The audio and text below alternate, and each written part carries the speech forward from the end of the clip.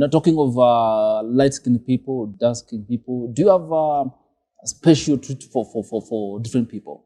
Or just makeup is just general? No. So product-wise, the African skin tone is very many. It's many shades. And so as a beauty product producer or creator, I have to cater to all the shades, all the intricacies that we have in our African skin tones. Our textures are different. Our how product sits on our face is different. So I've had to really study it really well and cater to that properly. Okay. Yeah. Now, keeping basics aside, what's unique about you, as an entrepreneur? I don't give up. You don't give I up? don't give up easy. I think that's unique enough. I'm like a dog with a bone. I was like, so it's gonna happen. If I know it's going to happen, I'll do everything to make it happen. Yeah. A person who has been in the US, of course, we have a different culture at the workplace. And now you being in the US, now back in Kenya, how are you able to blend these cultures so that you're able to serve your customers?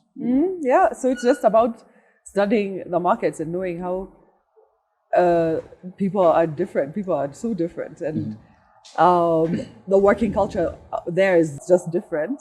And being away for 10 years, coming back home, I've been home 15 years now, having to sort of get into this working the ways people work, ways people think.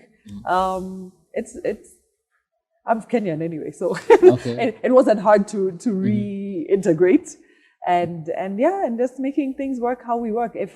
And Kenya is not an easy market to do business in or to work in because Michael Joseph said it, we are a peculiar people. We really are. So even just the way they always say, if you make it in Kenya, you can make it on Mars. You make it in Kenya and you can make it anywhere.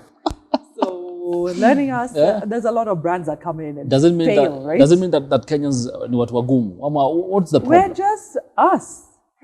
Kenyans are just Kenyans. We're not difficult. We're not crazy. We're just how we are. There's no word to quite describe it.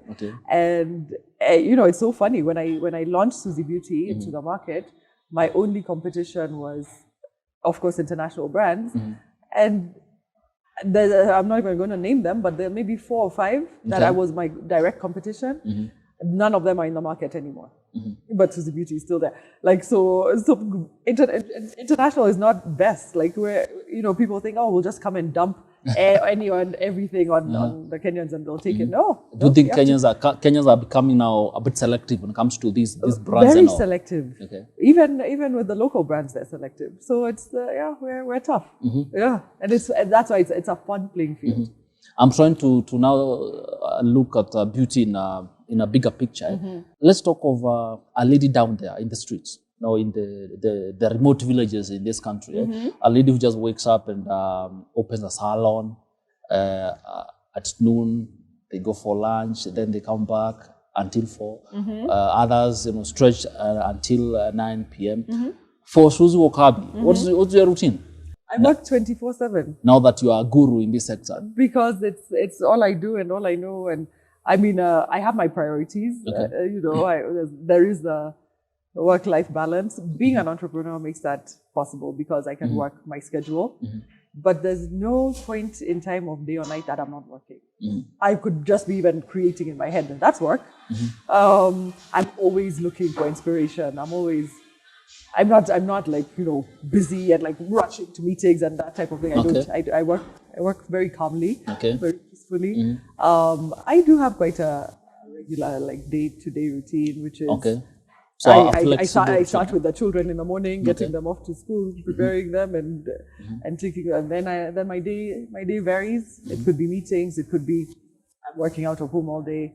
I'm always studying, so if I'm just home and I don't have outside meetings, I'm doing a lot of research and I'm reaching out and I'm learning and I'm getting inspired, and then I go back out there and try and produce and continue my journey.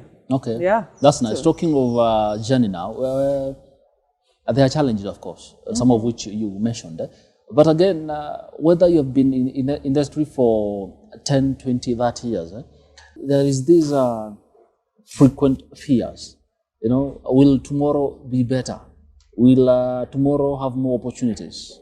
What are some of your fears that until today you face them? And of course, how do you go about, you know, conquering them? I mean, it's funny, you know, people who create, you're in constant like hope and fear that, or like, you know, what if it's not, what if they don't like it? What if they hate it?